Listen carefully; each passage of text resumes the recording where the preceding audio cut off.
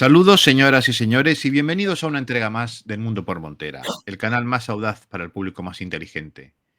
Una semana más nos acompaña nuestro queridísimo amigo y nunca suficientemente estimado don Juan Antonio Aguilar, director del Instituto Español de Geopolítica, estudioso de todo tipo de cuestiones de política internacional, estrategia militar y, como no, de geopolítica, que es, como siempre digo, eso que llena nuestros días cada vez con más intensidad y que, bueno, siempre pues nos tenemos aquí a nuestro querido amigo don Juan Antonio para arrojar luz sobre estas cuestiones que a veces, o casi siempre, los medios corporativos y orgánicos nos presentan de una manera abstrusa y completamente ininteligible.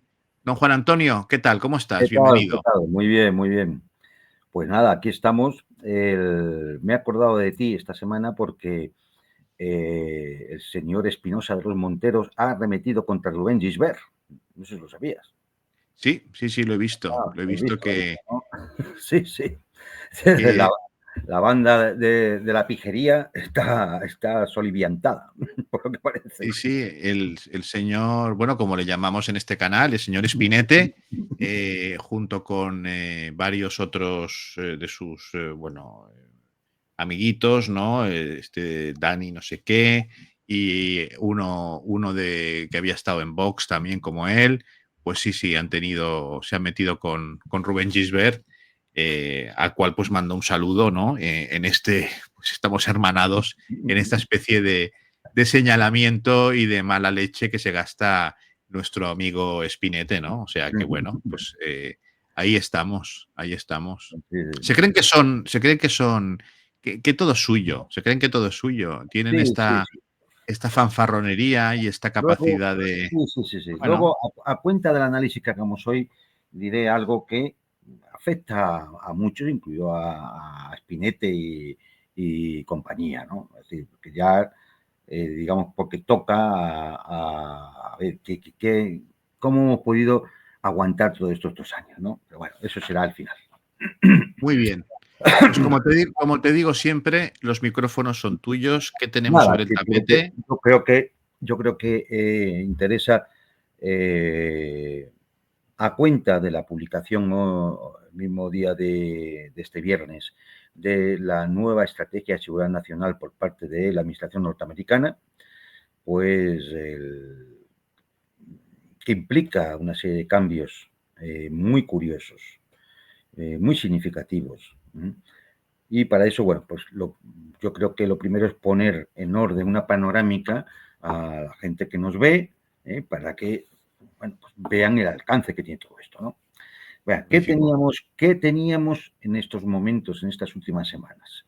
Bueno, en estas últimas semanas lo que hemos visto es que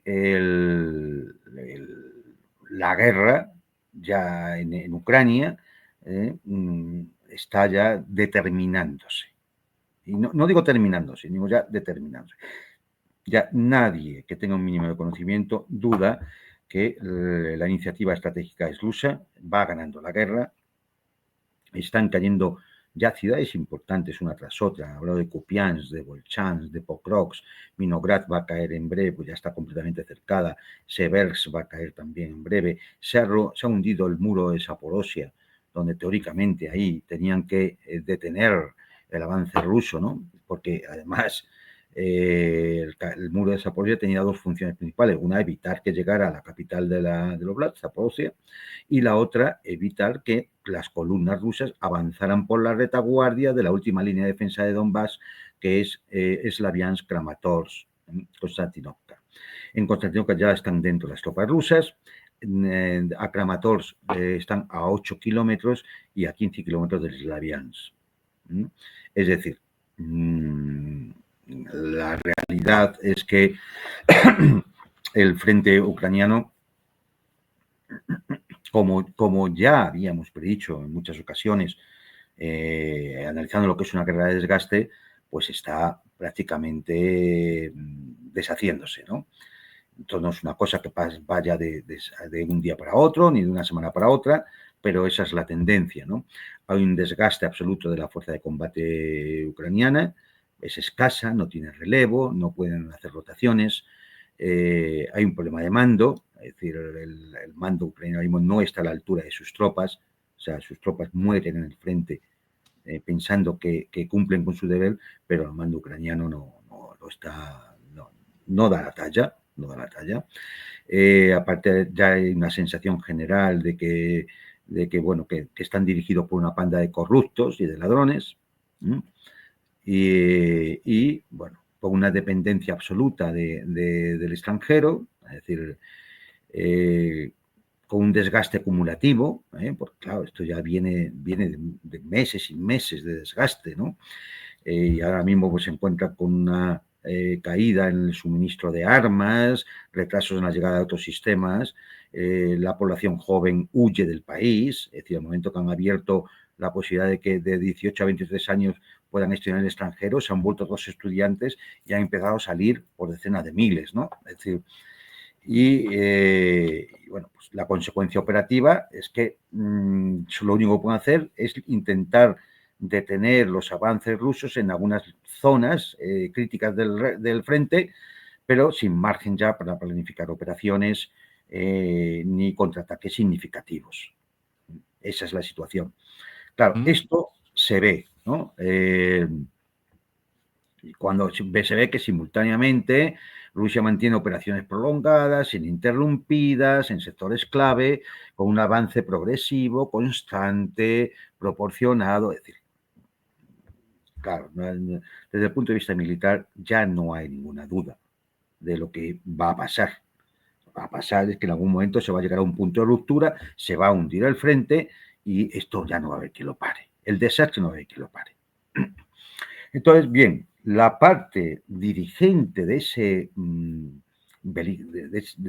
campo beligerante, es decir, de lo que es la OTAN, la parte dirigente de Estados Unidos, también lo ve. ¿Y qué decide? Hay que salirse de aquí. Hay que irse. Así de claro. Claro, entonces, porque uno quiere evitar ese desastre, quiere evitar quiere que Donald Trump consiga cumplir una promesa electoral, y además sería un éxito a unos meses de las elecciones de medio término, y además necesita, de alguna forma, poder iniciar unas relaciones comerciales con Rusia porque necesita materias primas que China cada vez le va apretando más, otros países también. No ha conseguido con su guerra de aranceles dominar a nadie, solo hay que ver la visita de Putin a India de estos días. Entonces, bueno, pues es decir, por ese tipo de necesidad necesita llegar a una negociación que culmine con un acuerdo de paz. Sabe las condiciones rusas, las sabe perfectamente. ¿Cuáles son los problemas que encuentra Estados Unidos para ello? Pues encuentra dos tipos de problemas. Uno es Kiev, la camarilla que gobierna en Kiev. Claro, a esta camarilla hay que forzarla. ¿Quién está detrás de la camarilla de Kiev? Fundamentalmente la OTAN, los países europeos.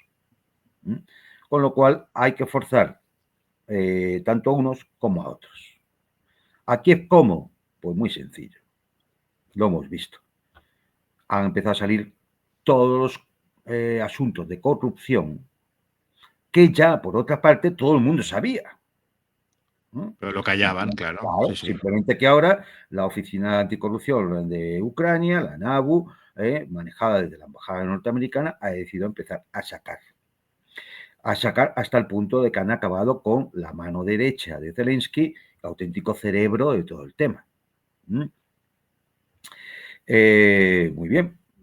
Lo que para ahí, luego están los europeos. Los europeos, por supuesto, está el tema de que Rusia ha conseguido derrotar a toda la OTAN, porque no tiene capacidad industrial la OTAN ahora mismo para, de alguna manera, superar la capacidad de producción industrial rusa para poder enfrentarse. Y el tema de la corrupción de Kiev es de tal magnitud Ya se está hablando de aproximadamente 50.000 millones, aunque esto creo que se ha quedado ya retrasado, porque me parece que me ha llegado antes una noticia de otros 1.800 millones de euros de otro asunto, en fin. Una bestial, pero en cualquier Hoy, caso una bestialidad, sí. sí, sí, es decir, hay más de 70 diputados ya investigados, otra diputada ha sido detenida esta mañana y han registrado sus despachos, demás. Es decir, el tema es que esta corrupción, claro, tiene ramificaciones. Creo que en algún programa anterior incluso lo habíamos comentado. Estas ramificaciones llegan a Bruselas, pasan por Estonia, y casualmente, por el tema, con la excusa del tema de los activos rusos congelados, la policía belga ha empezado a actuar en Bruselas.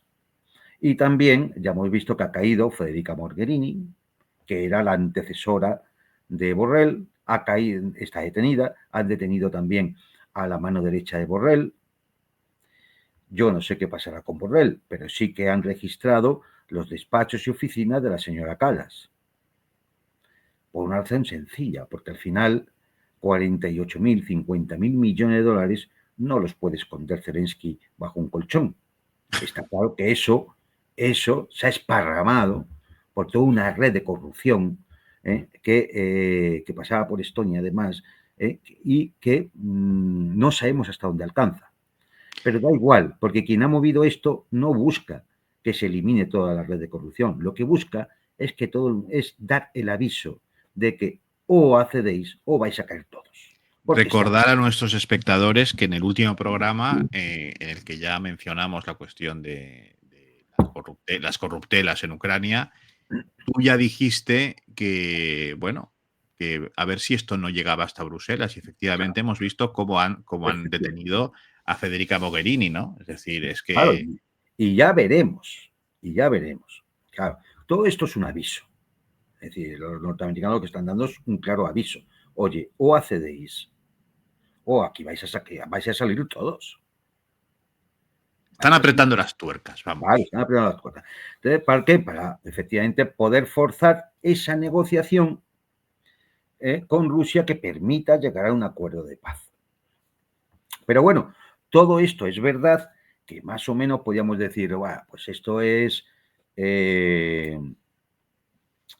una suposición, podemos entrever que los indicios nos encaminan hacia eso, vemos lo que hacen los europeos, han llegado incluso a amenazar con un ataque preventivo a Rusia. Y claro, Rusia responde, ¿qué dice Putin? Si atacan, nos vamos a defender.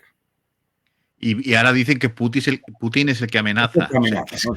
Sí, esto es todos los imbéciles Sí, sí, es que tiene otro nombre. medios de comunicación que repiten como cacatúas la consigna del día, porque hay que ser corto mental o hay que ser cenutrio para decir, oye, si Putin dice esto y tú no dices el contexto en el que está, claro, es decir, no, hombre, no, han amenazado a Rusia con un ataque preventivo.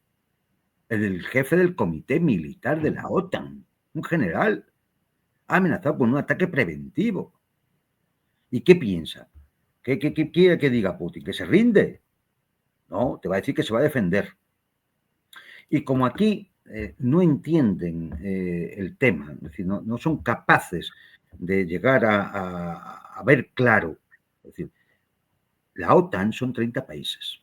Vale, imagínate que Estados Unidos se quita de en medio, que es lo que quiere y además lo que va a hacer. Se quita de en medio. ¿Alguien piensa que 29 países que entre todos ellos, aparte de otros aliaditos como Corea del Sur, Japón y demás, entre todos ellos son 10 veces el presupuesto de defensa de Rusia? ¿Piensan que si se lanzan contra Rusia, Rusia no va a responder, como dijo Putin, que la respuesta, si tiene que darla, no quedaría nadie para negociar? Es decir, no va a responder con un ataque nuclear. Pero es que alguien puede dudar eso. ¿Pero qué piensan que va a ser esto? No sé, una refriega allí en el Báltico y quema a los Putin y... ¿Qué piensan? Con un ataque preventivo. Bloquear Kaliningrado, bloquear el Báltico, ¿no? El Mar Negro, no sé, y que Rusia no va a responder. Y no va a Claro. responder de una forma drástica, porque ya no es Ucrania, que es un país del mundo ruso, del mundo eslavo, ortodoxos, con una historia común. ¿Qué Claro. piensan? ¿Qué piensan los polacos, los británicos, los alemanes, los italianos? ¿Qué piensan? Claro. Entonces, bueno, pues ya, ha amenazado, ha amenazado. Y esta es la situación, ¿no? Claro, la realidad de todo esto, que seguramente los asesores y analistas del gobierno italiano, alemán, británico, francés, de español, lo saben perfectamente, porque los asesores, quiero imaginar que muchos de ellos son profesionales que actúan bajo coordenadas racionales, estarán diciendo, esto es lo que hay. ¿Mm? Y la negociación va a ser sí o sí, porque la va a imponer Estados Unidos. Y no nos van a dejar sentarnos en la mesa, porque no pintamos nada, porque nunca han pintado nada. Todo era teatrillo. Por Todo era mucho tren engañar y a la por opinión mucha pública, historia. claro. Sí. Todo era teatrillo, todo era engañar a la opinión pública, engañar a Trump, engañar al otro. Es en lo que se han movido, ¿no? El tren aquí, el pañuelo, la cucharilla, es decir, todo esto que hemos visto en todo este tiempo. Es decir, ya la realidad es otra. Y claro, cuando uno ve esto, Meloni, que es un poco más, ¿cómo decirlo? Más avispada, ¿qué ha decidido? Presionada, ¿por qué? Por parte de su gobierno. Porque hay que recordar que Meloni está en el gobierno, porque hay una coalición con otros dos partidos que no están para nada de acuerdo con la política atlantista de la OTAN, que son el partido de Matteo Salvini, que es el vicepresidente del ministro, y el antiguo partido de Berlusconi, Forza Italia. Y que, claro, ya han forzado y que ha tenido que determinar la señora Meloni que ya no, que total, si se va a llegar a la paz, ¿para qué quiere Ucrania armas? Y ya no va a haber armas.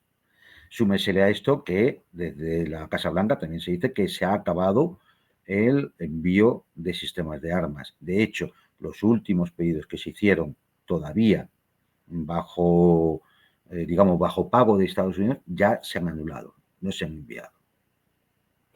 O sea que directamente ya se les está cortando el pienso a Claro, es Ucrania. decir, esto decíamos en el último programa que era un punto de inflexión, ¿no? Que esto era el Sí. principio del fin, que esto era Una cuenta atrás, sí, una sí. cuenta atrás ya, porque es decir, ya se está viendo que esto ya va a ser insostenible, ¿no?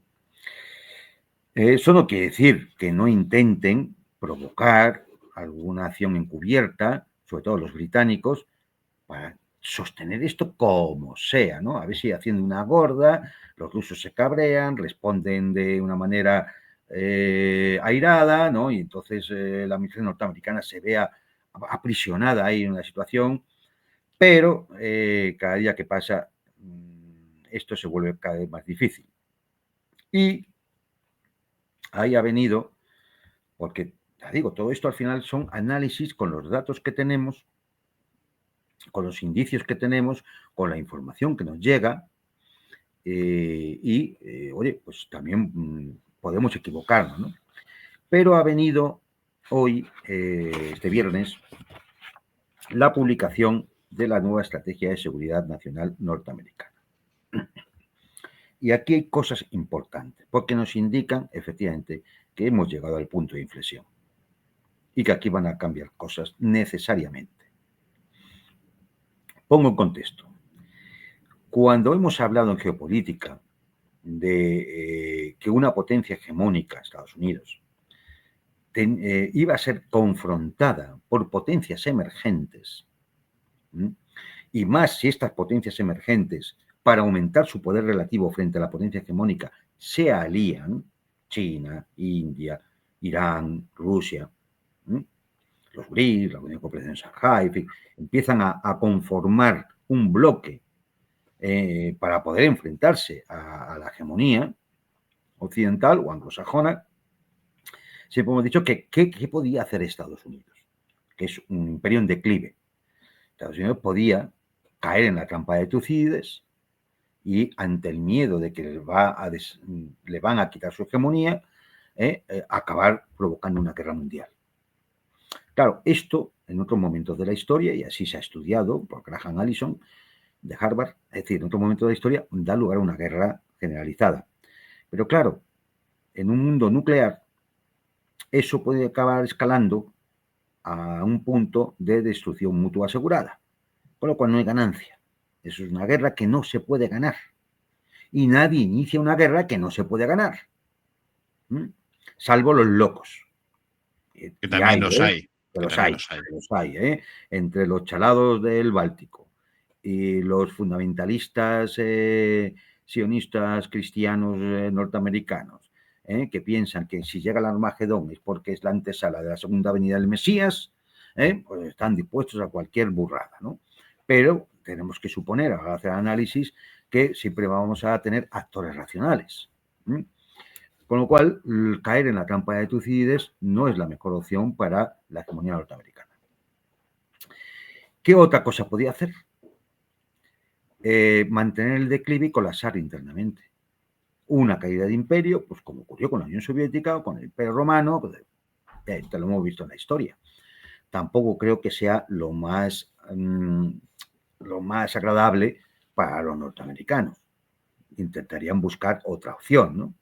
Y la opción que quedaría, que es la más inteligente, es si lo que viene es un mundo multipolar y es un proceso histórico que no voy a poder parar porque ya no tengo el suficiente poder absoluto para pararlo, intentar adaptarme a la nueva situación desde una posición privilegiada. Es decir, ser parte de ese mundo multipolar, intentando quedarme con todo lo que pueda, es decir, el mayor poder posible que pueda conseguir, y de esa forma ser un primus inter pares y, si es posible, con que mi sillón sea un poco más alto. Esa es la forma inteligente, porque el proceso ya es irreversible y no va a parar. ¿Y tú crees que son conscientes? No lo sé, yo ya te digo, yo creo que un actor racional esto lo pensará, un analista del Pentágono, del Departamento de Estado, lo pensará y le dirá a su secretario de Estado y al propio presidente, le dirá, pues estas son las opciones que hay. Es decir, yo creo que... Y entonces, como digo, sale esta estrategia de seguridad nacional, ¿no? Y aunque todavía no me ha dado tiempo a hacer una lectura analítica, pues son 30 y tantas páginas, está en inglés, lógicamente, pero ya está publicada en la página web de la Casa Blanca. Sí que hay cosas que nos indican el camino que se va a tomar. Por ejemplo, Rusia deja de ser una amenaza. El interés principal de Estados Unidos es terminar las acciones militares en Ucrania. Cosa que ya decíamos, lo hemos dicho antes, en el panorama este que decíamos, ¿no? Es decir, Estados Unidos se quiere salir. Bien, pues ya lo pone en un documento oficial que va a marcar la geoestrategia general norteamericana para los próximos años. Claramente, para toda la legislatura de Trump y la que venga, si no la cambia. Es decir, acabar con las acciones militares en Ucrania. Es decir, irse. Restaurar la estabilidad estratégica con Rusia. Y esto es muy importante. ¿Qué significa restaurar la estabilidad estratégica? Pues que del teatro de operaciones europeo, con Rusia, volvamos a una situación estable, es decir, de distensión. Por lo tanto, no es que tenga que estar garantizada la seguridad europea, tiene que estar garantizada también la seguridad de Rusia. Claro. Porque si no, no puede haber estabilidad estratégica. Y aquí, claro, ¿a quién se está señalando en ese punto? Pues a que Zan quiere que la OTAN deje de ser visto como una alianza en constante expansión. Eso lo pone el documento. Que la OTAN deje de ser vista como una alianza en constante expansión. ¿Esto qué significa? Significa que Ucrania no va a entrar en la OTAN, que Moldavia no va a entrar en la OTAN, que Georgia no va a entrar en la OTAN. Y ya veremos si en función de esa estabilidad estratégica y renegociación de algunos de los tratados que sirvieron para mantener la seguridad europea, no vuelven y, por lo tanto, las armas ofensivas que la OTAN dispone en Rumanía, en Bulgaria o en Polonia o en los Bálticos tienen que retirarse. ¿A dónde? Claro. A la frontera del 97. Lo cual sería una victoria para Rusia también. Lo cual es una victoria completa. Ya sé que, es decir, esto es lo que no podrán ver los que han estado mintiendo los 3 años y pico, pero es así. Además, dice el documento, la nueva estrategia de seguridad nacional, que Europa asuma la responsabilidad de su propia defensa. Es decir, que eso de que yo pague el 70% de la OTAN no puede ser. Que paguen los europeos. Y además me compren las armas. Es cojonudo. Me compren las armas, ¿no? Dice el documento que la administración norteamericana está muy en conflicto. La palabra que utiliza es conflicto. No es que esté descontento, tiene la palabra conflicto. Con funcionarios europeos, muchos de los cuales pisotean, también palabra que ellos dicen, las normas democráticas. Palabras duras, ¿eh? Es decir, ¿por qué? Porque vemos una Europa que camina, una Bruselas que camina, lleva a Europa hacia una forma de totalitarismo liberal, en la que empieza a predominar la censura, la persecución, la represión, el señalamiento, en base a sus propias consignas, y todo lo que salga de ahí es censurable. Pero claro, eso de democrático no tiene nada. Esto yo creo que la administración norteamericana no lo hace por purismo democrático, sino que empieza a afectar, por ejemplo, a sus empresas. La Unión Europea quiere multar con cientos de millones de dólares, por ejemplo, a X de Elon Musk. ¿Por qué? Por no censurar. ¿Cierto? Sí, sí. Claro. Entonces, claro, es decir, oye, es una empresa norteamericana, es decir, no está haciendo nada malo, además, en todo caso, lo que está haciendo es bien, es decir, no está censurando. Mira, aquí hay que reconocer las cosas y todo, y que no es el paraíso terrenal, pero desde que X pertenece a este señor, la cosa ha cambiado Algo bastante. mejor está, efectivamente, algo mejor está. Ha cambiado bastante. Claro, entonces, pero claro, eso no lo puede consentir Bruselas.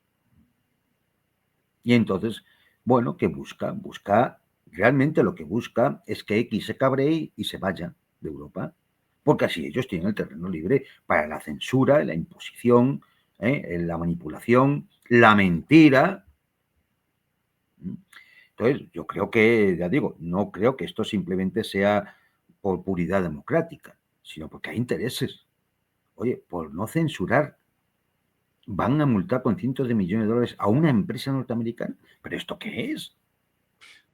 Claro, es decir, y entonces, bueno, pues claro, yo no sé si esto realmente se lleva al extremo entre la derrota en Ucrania y esta política de seguridad de Trump. No sé si a la OTAN le quedaría mucho tiempo. O es más, puede acabar vaciada. Porque ni siquiera hay unidad. Es decir, es evidente que Eslovaquia, Hungría, Chequia y algún otro país va por un sitio, otros empiezan a dar pasos hacia atrás y a retirarse, como Italia o la propia Bélgica con el tema de los fondos congelados.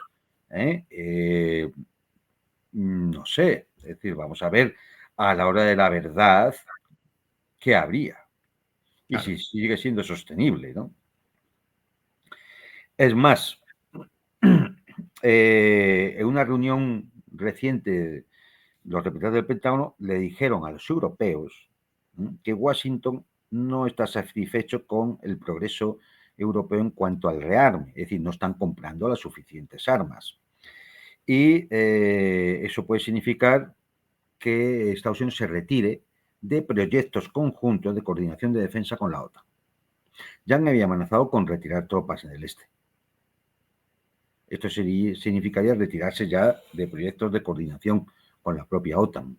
Ha suspendido el intercambio de inteligencia con Alemania, por ejemplo, Estados Unidos. Ah, sí.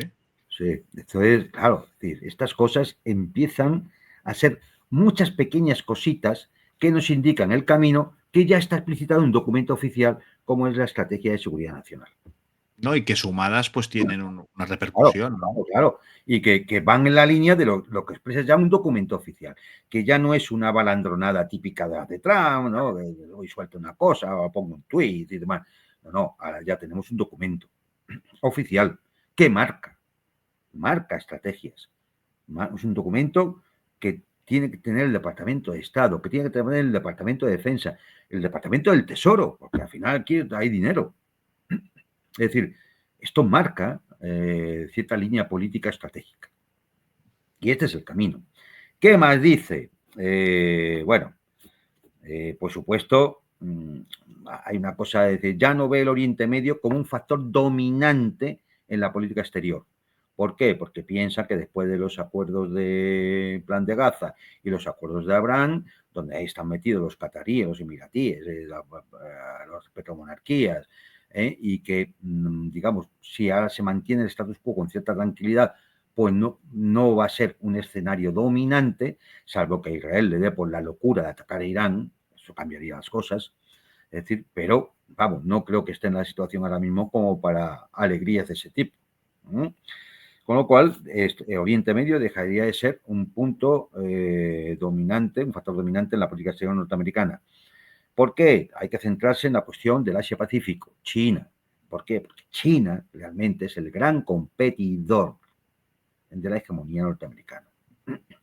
Y aquí, bueno, pues hablan de centrarse en un comercio con China, es decir, mantener el comercio con China, pero no en bienes estratégicos. ¿Cuáles son los bienes estratégicos? Para China, los chips avanzados. Sí. Para Estados Unidos, las tierras raras. Si no hay tierras raras, no hay chips. Con lo Por cual, eso necesitan volver a restablecer lazos con Rusia. efectivamente, con Rusia y otros países donde poder, en un momento determinado, por si les corta el grifo China, tener un sitio donde tirar. Claro. Porque ¿qué se quedan sin industria aeroespacial, sin industria aeronáutica, sin industria militar, que se quedan ni sin industria tecnológica? ¿Cuántos kilos dijiste que necesitaba de tierras raras Pues mira, un avión un normal, ¿no? F-35, que es un caza, 500 kilos aproximadamente. Así, 500 kilos. 500 kilos de metales rarísimos, que además cualquiera dice, hombre, 500 kilos tampoco es tanto. No. Hombre. Hay que mover muchas toneladas de tierra y procesarlas para conseguir 500 kilos de De iterio, eso en concreto, claro. de eso en concreto. Hay que mover mucho y procesar mucho. Y el 90% de la capacidad de procesamiento de esos metales los tiene China. Y además debe valer un pastón. Evidentemente. Esto es una industria que deja importantes beneficios, claro. Claro. Que no se trata de quitarle el polvo a una pepita de oro, que son toneladas de tierra que hay que procesar para conseguir unos kilos. Sí, sí. Y un avión, un F-35, solo un F-35 necesita 500 kilos. Pero una corbeta necesita 2.500 kilos. Fíjate. Claro, es que estamos hablando al final, de miles de toneladas de eso que cuesta tanto conseguir y procesar. Y que es vital, claro. Y que es Claro, es vital. absolutamente vital. Entonces, bueno, pues claro, China sigue siendo, claro, el factor, digamos, la amenaza a la hegemonía más importante. Pero también es verdad que lo pone en la dirección de cómo resolvemos el comercio este. El tema de la defensa de Taiwán, en fin, estas cosas que son normales, que ya estaban en la Estrategia de Seguridad Nacional norteamericana anteriormente, ¿no? Hay otro aspecto importante que sí merece la pena ser reseñado con esta estrategia de seguridad nacional y que además nos explica también cosas que están pasando. Leo textualmente. Después de años de negligencia, Estados Unidos reafirmará y hará cumplir la doctrina Monroe para restaurar la preeminencia estadounidense en el hemisferio occidental. Es decir, ¿qué es para ellos el hemisferio occidental? El continente americano. Sí, la forma típica de ver los mapas, que nos han enseñado siempre, el Atlántico está en el medio, hacia Oriente está Eurasia y África, y hacia Occidente está las Américas, más Groenlandia.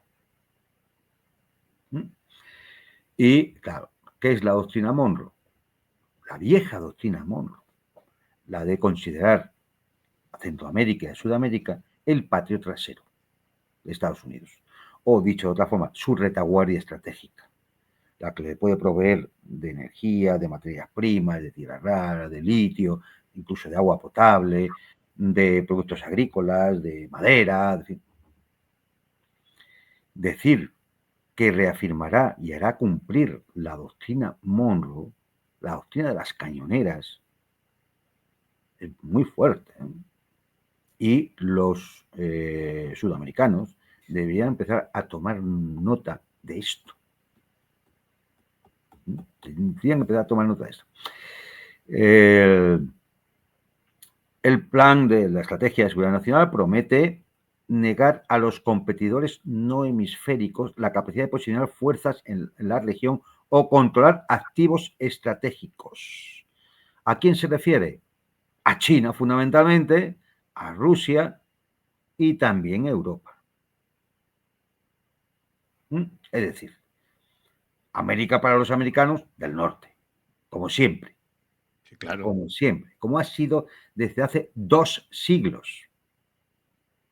2 siglos. Quiere alinear, esta es palabra textual, a sus amigos en la región para controlar la inmigración, detener el tráfico de drogas, garantizar la seguridad y expandirse, palabra textual, por toda la región cultivando nuevos socios. Es decir, quiere imponer gobiernos a lo Milei en todas las Américas. Chimpún. Esto es hacer cumplir la doctrina Monroe. Por lo tanto, reforzará las asociaciones militares en la región, desde la venta de armas hasta el intercambio de inteligencia y ejercicios conjuntos, es decir, mayor presencia militar norteamericana en todas las Américas. Pues esto Venezuela Claro, tome nota, ¿no? efectivamente, y aquí entendemos ahora, bueno, pues el despliegue de fuerzas navales, las mayores que ha habido en el Caribe, para presionar al gobierno venezolano para que se vaya. Porque lo que busca presionar, no creo que cometan el error de una intervención armada, me refiero a una intervención armada de una invasión. Quieren echar a China y a Rusia y a Irán de todo el subcontinente y pues, dada la creciente influencia china, ¿no? Decir, sobre todo China, por el tema de las infraestructuras y las inversiones, ¿no? Es decir, que tiene sentido aquello que decíamos, vale, pues si no escoge la vía de la trampa de Tucídides, de la guerra, si no va a esperar a un declive que haga colapsar el propio imperio norteamericano, solo le queda una opción, que es la de intentar posicionarse en el nuevo mundo emergente que viene, que es un mundo multipolar. ¿Y cuál va a ser su polo? Su polo es efectivamente Norteamérica, con una retaguardia estratégica que es su patio trasero, que es Sudamérica, Centroamérica. Pero no deja de ser, o sea, por todo lo que has escrito, un repliegue. Evidentemente, desde luego, es un repliegue, es decir, es saber que el nuevo orden mundial, cuando te sientes, te vas a tener que sentar con China, con Rusia, con India, posiblemente el día de mañana con alguna otra potencia más, es decir, con Irán, ¿no? Es decir, tendrás que hacerlo. Pero bueno, no es lo mismo hacerlo en una situación de colapso o de derrota a decir, pero yo tengo mis cartas. Y es lo que busca Estados Unidos, tener sus cartas. Lo que pasa, querido Juan Antonio, que estos repliegues a veces los carga el diablo, porque recordarás muy bien, por ejemplo, en el caso, claro que es un caso muy peculiar, ¿no? De la Unión Soviética, que Gorbachov intentó un repliegue. Sí. pero le salió mal. O sea, fue un repliegue, digamos. Claro, Bueno, porque el éxito no está garantizado. Es decir, tú puedes realizar el repliegue para intentar salvar la situación, y hacerte fuerte en tus plazas, ¿no? pero eso no quiere decir que el éxito esté asegurado. Es que Claro. el declive interno puede continuar. Es que el problema de la deuda lo siguen teniendo. Mirad, en el tema de la deuda, por ejemplo, porque claro, todo esto siempre estamos leyendo la Estrategia de Seguridad Nacional norteamericana, pero China también ha movido fichas. Ah, nadie piense que se quedan, que están sentados. ¿No? Vamos, China, los BRICS, por ejemplo, ¿no? Es decir, no se quedan quietos, ¿no? Y entonces, bueno, pues entre la resiliencia de Rusia, y el fortalecimiento de los procesos como el BRICS, la Convención Copenhague de Shanghai, el proceso de desdolarización y todo esto, pues claro, ahí hay una deriva peligrosa, ¿no?, para la hegemonía.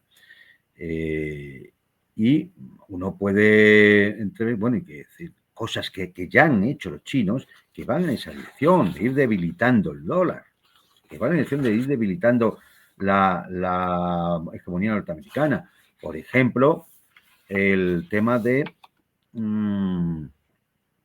el sistema de pagos internacional que han montado los chinos. Sí, la alternativa al SWIFT, ¿no? La alternativa al SWIFT. Sí, pero con una cosa muy curiosa, la alternativa al SWIFT. Estaba buscando aquí una cifra, es decir, una alternativa al SWIFT, porque no es simplemente que sea una alternativa al SWIFT. Es más barata. Ahí está. Y no es obligatorio la utilización del dólar. Claro. Y ya a este sistema de pagos ya se han unido decenas de países. Es decir, el nombre exacto, yo lo tenía por aquí, que ya sería para aquel que lo quiera buscar, es decir, que lo pueda comprobar, ¿no? Es decir, la fuente, ¿no? Sistema Internacional de Pagos, SIPS, CIPS, para el que lo quiera buscar. Pero vamos, la idea es esa. Y el yuan digital, que es un sistema también en el cual se pueden realizar transacciones, no es rastreable, es una criptomoneda sostenida por un Estado, es decir, respaldada por un Estado, y ideal para esquivar sanciones. Es decir, de hecho, China en estos momentos le está pidiendo allí donde realiza fuertes inversiones o hay estados muy endeudados que su deuda la pasen de dólares a yuanes con menores tipos de interés. Claro, esto es un proceso de desdolarización y el dólar es la columna vertebral que sostiene una deuda impagable en los Estados Unidos. Es decir, que nada garantiza que el declive no vaya a continuar. Claro. Con lo cual, efectivamente, aunque haya un repliegue, te puedes encontrar que aún así, pues no todo vaya bien. Pero una pregunta que me surge después de escuchar la exposición, ¿no?, de esta nueva política, la recuperación de la doctrina Monroe, el replegarse, digamos, a lo que es su área de influencia natural, ¿no? Bueno, natural, entendámonos, ¿no? Sí. ¿Eso qué significa? Que, por ejemplo, si los chinos retoman el control de Taiwán, ¿los yanquis no harán nada porque está en Asia, por ejemplo? No, intentarán mantener la posición. Pero eso es una posición inestable. Hay un momento en el cual los chinos o los taiwaneses pueden decidir buscar algún tipo de negociación, porque ya se ve cuál va a ser el futuro, algún tipo de negociación de un solo país, dos sistemas, como decía, a lo mejor por 40 años, como Hong Kong, es decir, e intentar buscar una solución, bueno, coyuntural, pero que permita el mantenimiento de un cierto status quo en Taiwán, ¿no? Y luego, por ejemplo, países que dependen muchísimo de los yanquis, como por ejemplo Japón, Corea del Sur o en menor medida, porque tiene menos peso, Filipinas, ¿no? Claro, quedarían fuera de esta, digamos, Bueno, del claro, grueso de esta doctrina, ¿no? De este no, nuevo. Sí, lo que pasa es que Estados Unidos intentará en Asia-Pacífico establecer una zona de influencia, digamos que de alguna forma siempre amenace a China. De hecho, estamos viendo la actitud de Japón de estas últimas semanas. Sí. Pero claro, es decir, eso no va a evitar tampoco el desarrollo de China, en el sentido de que cada vez necesita menos sus cadenas de distribución por el salir al Pacífico y al Índico, porque tiene los corredores norte-sur para llevar a la ruta del Ártico y tiene los corredores este-oeste por las rutas de la seda. Es decir, que la posición privilegiada que tiene Estados Unidos en los mares ahora mismo, que de alguna forma podrían cortar el estrecho de Malaca y crearle un auténtico agujero a la economía china, eso cada día que pasa se va haciendo menos crítico. De hecho, uno de los acuerdos que ha firmado Rusia ahora con India es, claro, que India también puede aprovechar por los corredores norte-sur la salida al Ártico para la distribución de sus productos, sin tener que salir al Índico y ver si está toda la pesca disponible, dar la vuelta por África o vete a saber. Claro, es decir, lo que se está conformando en Eurasia es toda una red de distribución, de logística, de puertos, ferrocarriles, es decir, claro, es decir, y los productos van a circular por ahí comercialmente. Y si además de eso tenemos un sistema de pagos interbancarios transfronterizos, ya lo encontré, así como se llama, que puede procesar transacciones en múltiples monedas, mientras que el SWIFT solamente es en dólares. Claro, que además conecta bancos de docenas de países ya, que ya tiene un volumen creciente de comercio internacional. Es decir, todavía no está lejos de los niveles del SWIFT, pero va avanzando. Con un yuan digital respaldada por el Banco Central de China, que permite transferencias instantáneas, rastreables y sin necesidad de intermediarios bancarios occidentales. Países como Brasil, Rusia y naciones africanas ya lo están utilizando. Y esto es desdolarización. Con lo cual, por eso digo que efectivamente Estados Unidos no tiene garantizado el éxito en ese repliegue, pero lógicamente parece la opción más razonable que podía tener, porque es un imperio en declive, como se está viendo. Yo las cifras de lo de la deuda ya las conocéis todos, ¿no? Más o menos. Son ya ha superado los 38 billones de dólares y creciendo, porque es imposible. Es imposible que decrezca, porque si no, no se sostiene ese país. Porque, fijémonos, un dato. La primera partida del presupuesto norteamericano, creo que es, no sé si la primera o la segunda, pero la de defensa, $1 billón. La bestialidad. Ya ha sido superada por los intereses de la deuda, $1,1 billón. Y los intereses de la deuda es una cosa que a medida que va aumentando la deuda también van aumentando los intereses. Y de hecho, pues creo que por aquí tenía que para 2035 o algo así, estaríamos hablando ya de $1,4 billones.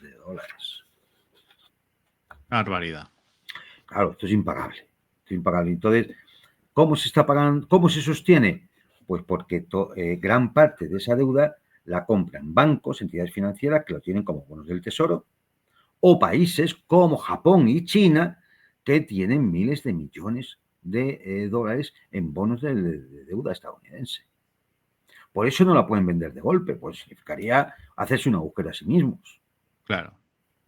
Y por eso este proceso va lento, progresivo, poco a poco, además, porque lógicamente, si tu país resulta que tú tienes cientos de miles de millones de dólares en deuda estadounidense, ¿cómo vas a hacer que caiga su valor por los suelos? Te estás haciendo daño a ti mismo. Claro. Entonces, bueno, pues ese es el panorama. Entonces, si volvemos al inicio, cuando hablamos de todo esto, de que Estados Unidos quería salirse del conflicto ucraniano, por lo tanto, empieza a presionar a Kiev, empieza a presionar a los europeos, tiene que llegar a una negociación con Rusia. Ahora ya lo vemos claramente explicitado en un documento oficial y esto nos indica de forma fehaciente cómo está cambiando el mundo.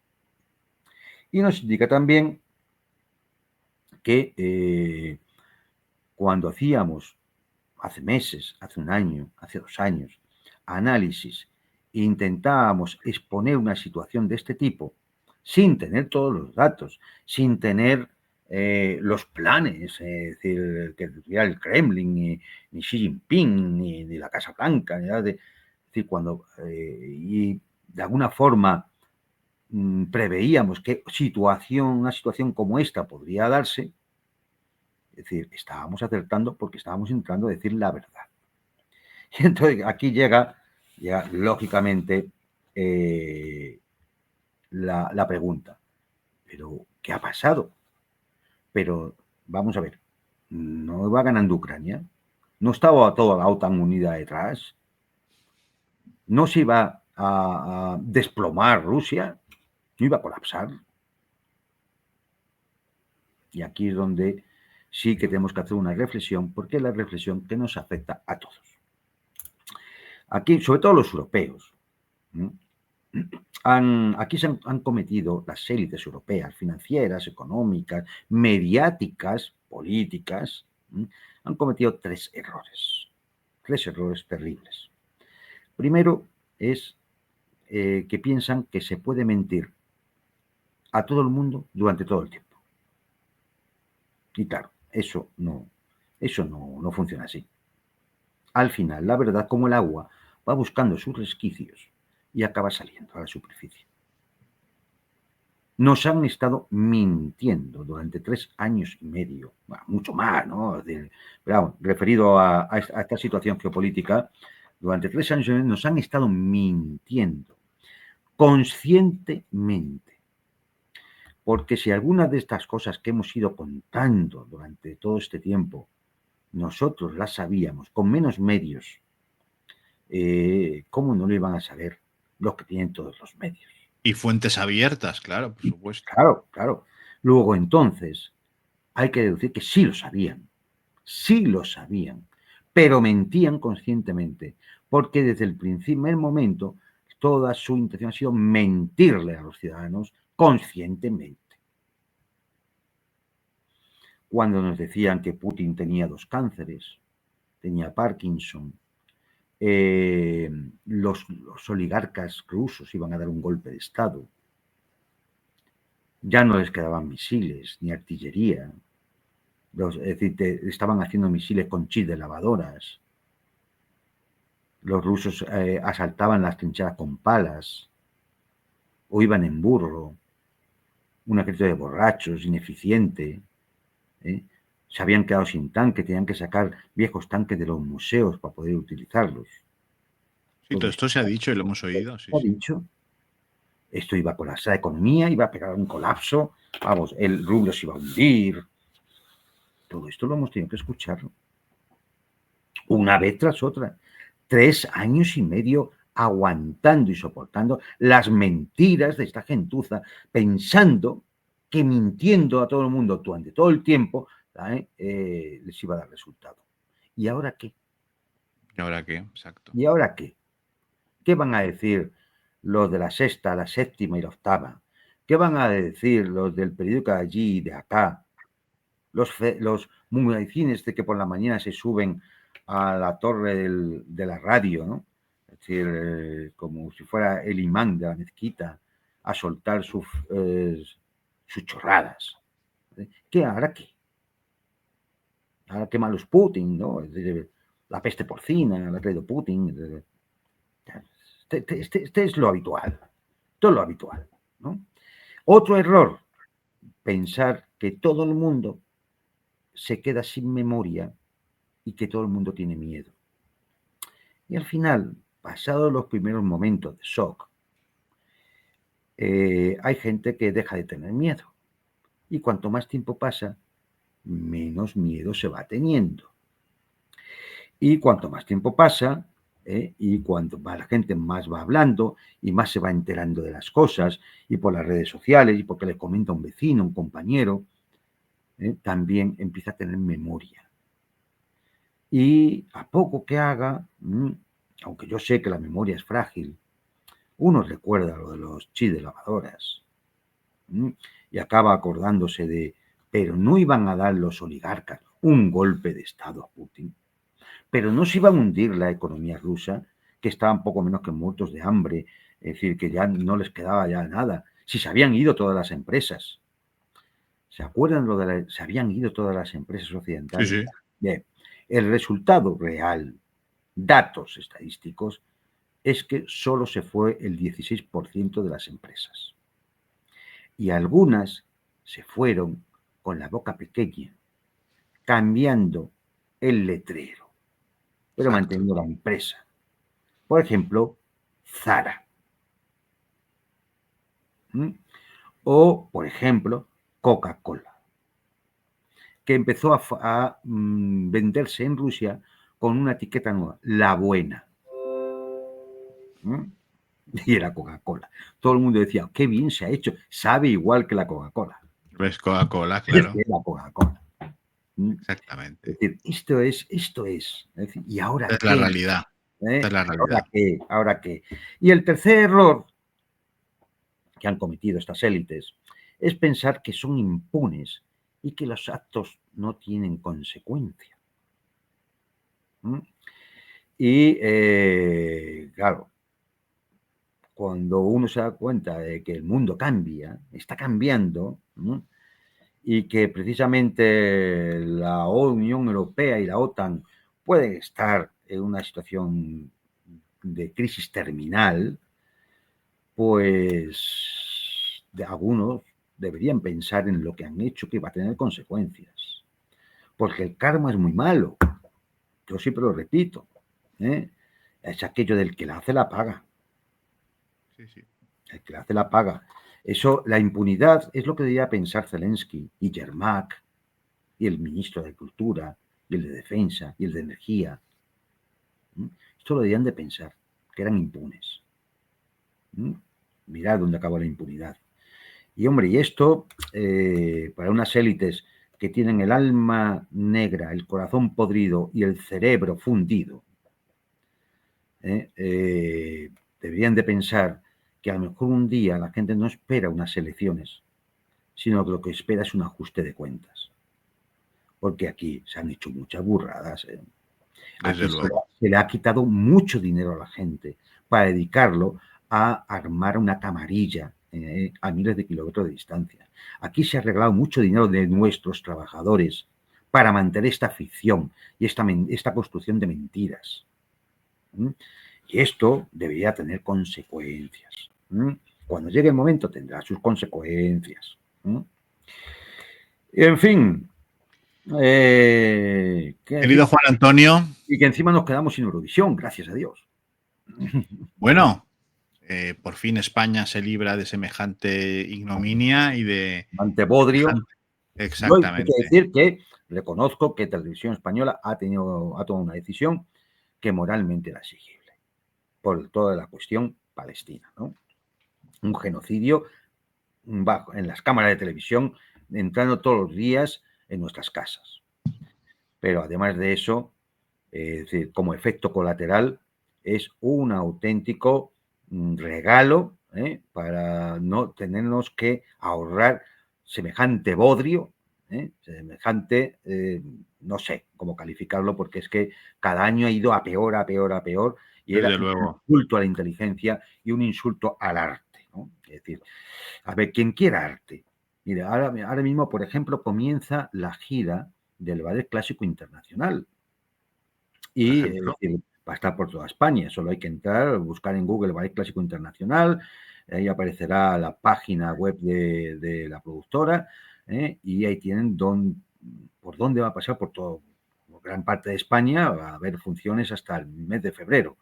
Es decir, bueno, pues pueden ustedes ver la música, o escuchar la música de Tchaikovsky y el ballet ¿vale?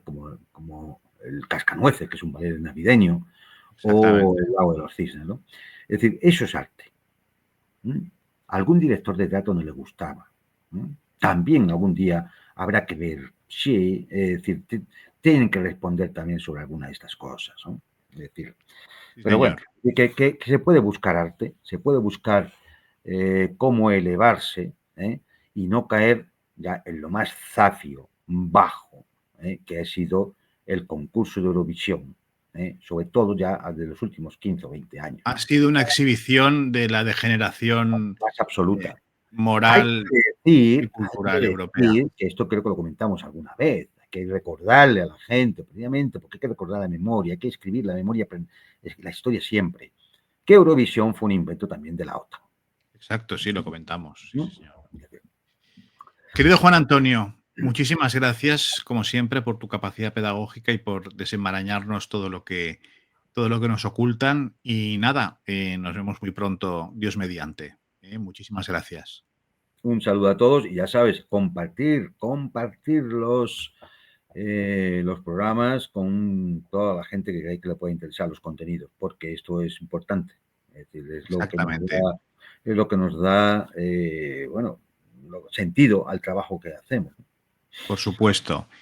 Y a todos ustedes, señoras y señores, lo que dice nuestro amigo don Juan Antonio, por favor, compartan, denle al me gusta, pueden colaborar de las formas que ya saben, vía Bizum, vía PayPal, si les es más cómodo, tienen el Telegram, pueden seguir en X.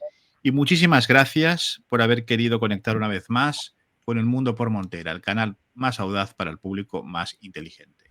Buenas noches. Hasta pronto.